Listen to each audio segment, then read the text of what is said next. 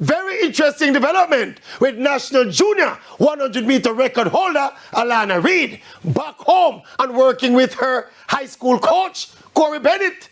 She has been here searching for a camp, and apparently, with all options exhausted, she's gone right back to her Hydel roots. But question though, Coach Bennett, who is now the sprint and hurdles coach at Jamaica College, and we assume he's still in charge at Hydel, will Coach Bennett have the requisite time to focus on maximizing the super talent of Alana Reid to get her and keep her up to speed with an impressive cadre of young Jamaican female sprinters, including the Clayton twins? Or is it that Coach Bennett will shelve his Jamaica College and Hydel duties to concentrate on the high-stakes Alana Reid project? Or will he choose to multitask like he did last season and been doing this season with good reason?